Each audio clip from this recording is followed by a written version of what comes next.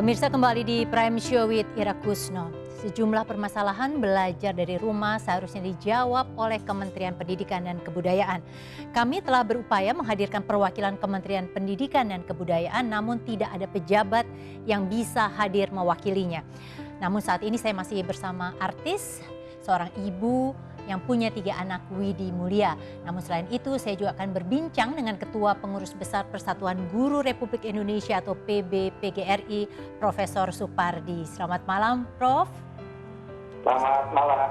Ya, Pak Supardi, saya bersama Widi saat ini. Selamat malam, Pak. Iya, Prof, tadi disampaikan bahwa sudah ada 400 lebih kabupaten kota di Indonesia ini melaksanakan pembelajaran di daerahnya sesuai SKB, tetapi memang masih ada sekitar 70-an kabupaten kota ini yang melanggar protokol kesehatan. Kalau dari pihak guru sendiri, sebenarnya saat ini kan memang sudah diizinkan asal mematuhi SKB menteri, 4 menteri tersebut. Sebenarnya cenderung untuk memang sudah mulai pembelajaran tatap muka atau seperti apa, Prof, kalau dari pihak guru? Sebetulnya kalau dari pihak guru, secara umum memang sebetulnya guru juga kalau ditanya sebagian guru lebih nyaman mengajar tatap muka atau dengan daring, mereka lebih nyaman dengan tatap muka sebetulnya, karena tidak banyak beban. Satu itu. Lalu yang kedua, memang persoalannya kan guru ini kan melayani orang tua murid dan murid itu sendiri, orang tua siswa dan siswa itu sendiri. Di mana hasil survei itu menunjukkan bahwa sekitar 80% orang tua dan siswa menghendaki memang untuk tatap muka. Secara umum kira-kira seperti itu. Lalu kalau dari tadi dikaitkan dengan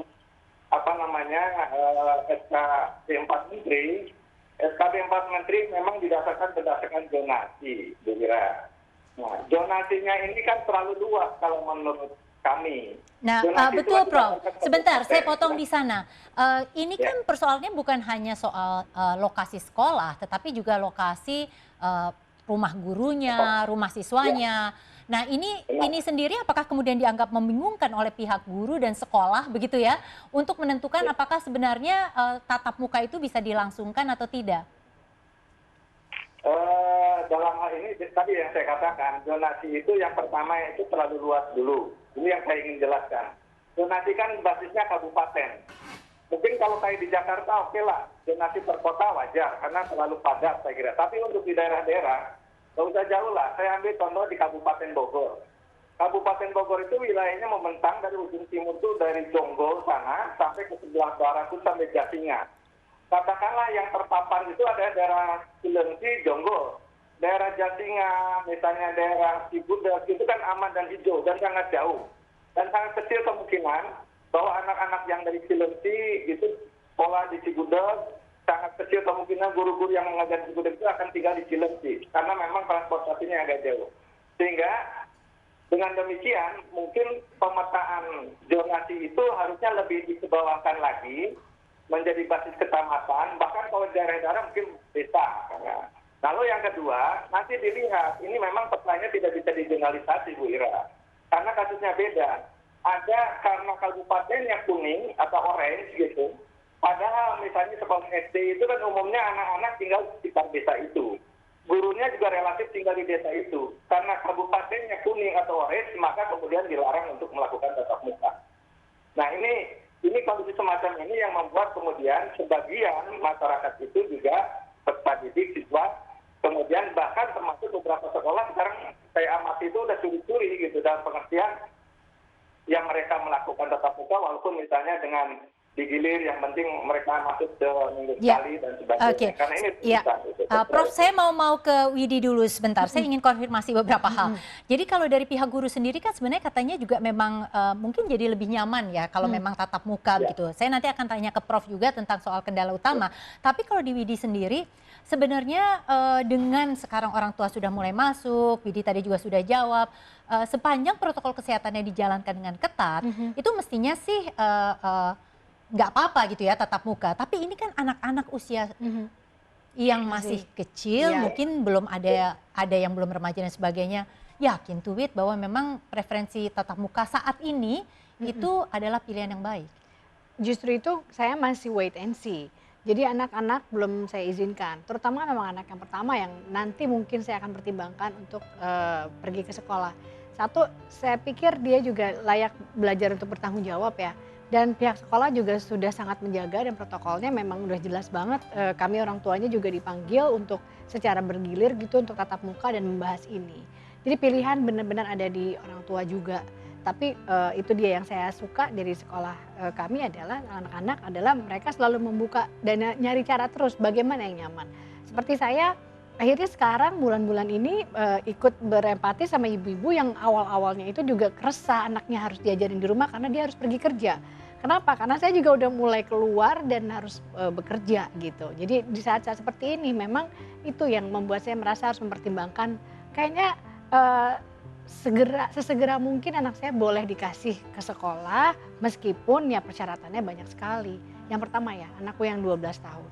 Karena ini dia udah kelas 1 SMP dan saya rasa yuk kita mulai, kamu harus bisa kuat, kamu harus bisa tahu bagaimana mengikuti protokol. Oke. Gitu. Iya, Prof saya kembali ke Prof ya.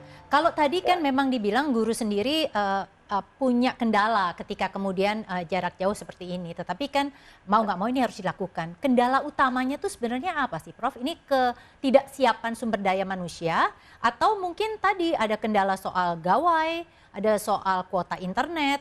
Apa yang kemudian ditemukan oleh PGRI? Kendalanya kalau di guru itu lebih kompleks, Bu. Yang jelas kondisi kendala terkait dengan infrastruktur sarana prasarana ya, tentang kesediaan gawai, kemudian kuota, bahkan sinyal. Untuk beberapa daerah itu kan masih banyak yang blank spot, yang kadang-kadang sinyalnya tidak ada. Dan ini sudah diakui oleh pemerintah sendiri, masih ada beberapa daerah kita yang memang belum terjangkau internet. Itu jelas, kendala itu sudah jelas pasti.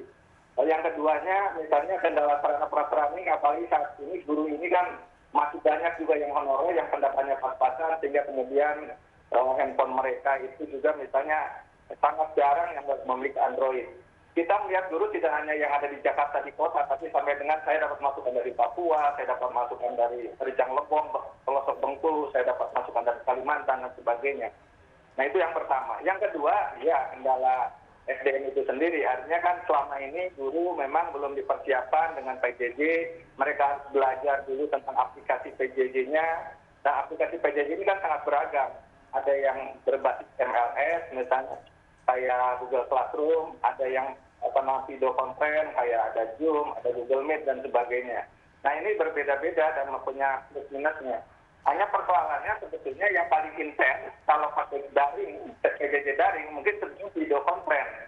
Karena minimal bisa tatap muka guru dan murid lewat visual.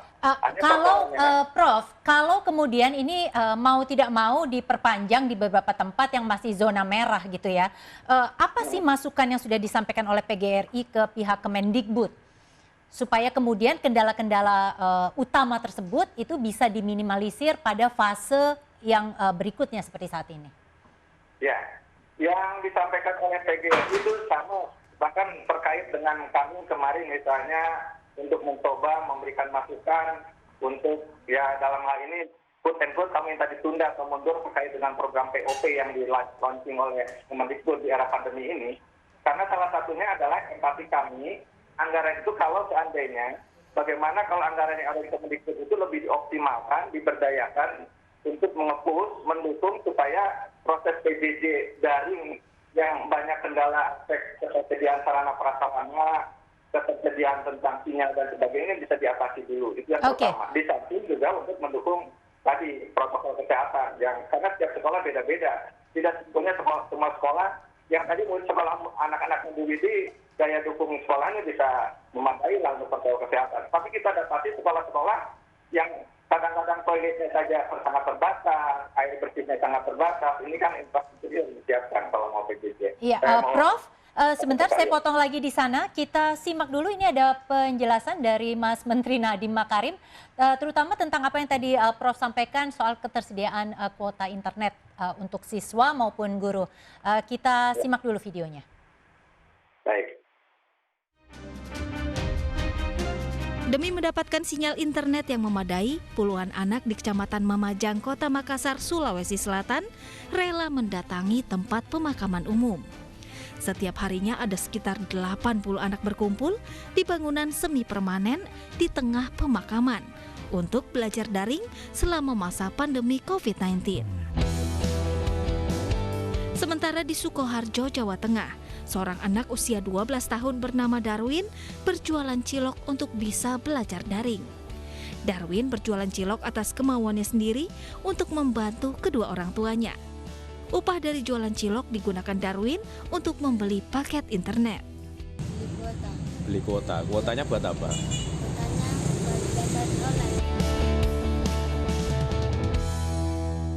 Satu yang besar dan selalu kami dengar dan memang di situasi adalah pembiayaan daripada kuota ini yang memang menjadi beban ekonomi bagi banyak sekali orang tua murid dan juga beban untuk sekolah. Dan ini mungkin kami sudah memperbolehkan dana BOS, bantuan operasional sekolah itu digunakan untuk pulsanya murid-murid, ya. Tapi mungkin ini perlu kita sosialisasikan lebih banyak dan mungkin kalau butuh tambahan lebih akan kami kembali lagi dan akan kami kaji sebagai masukan.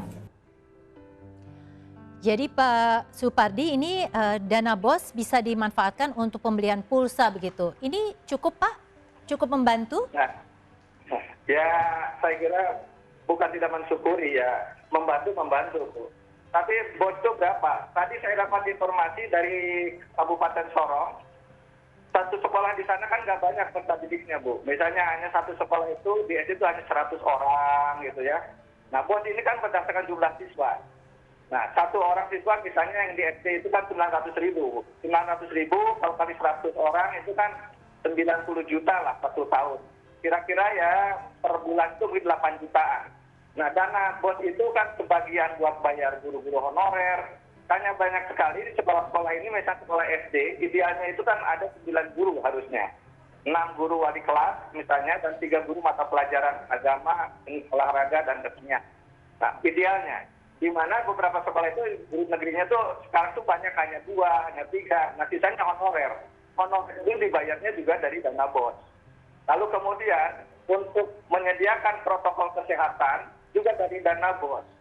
Untuk menyiapkan tadi infrastruktur beli laptopnya atau gawainya juga dari BOS.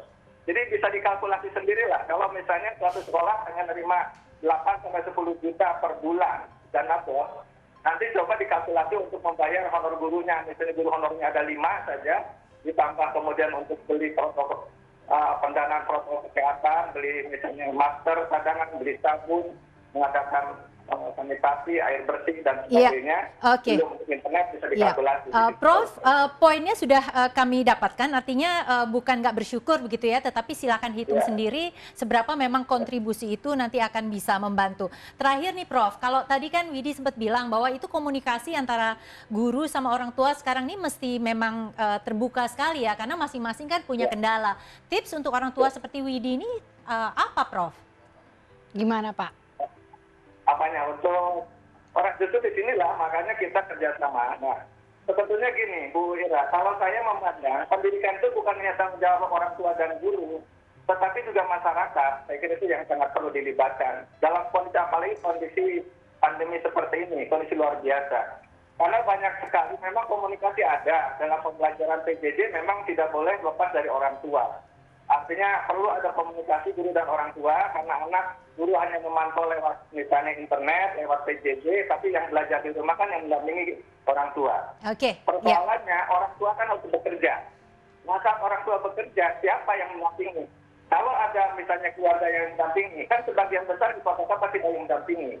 Nah, kalau masyarakat berperan, misalnya lingkungan RW, lingkungan desa, coba misalnya di RW tertentu tuh, di tamannya itu dipasang wifi di sana gitu, sehingga kemudian dalam lokal ke-RW-an bisa di lockdown di situ, mereka bisa belajar bersama dan sebagainya. Ya, terima kasih Prof. Ya, terima kasih Profesor Supardi ini dari Persatuan Guru Republik Indonesia. Dan pemirsa, saya masih bersama Widi Mulia, nanti kami masih akan ngobrol juga dengan KPAI. Prime Show with Ira Kusno kembali sesaat lagi sesudah jeda komersial berikut ini.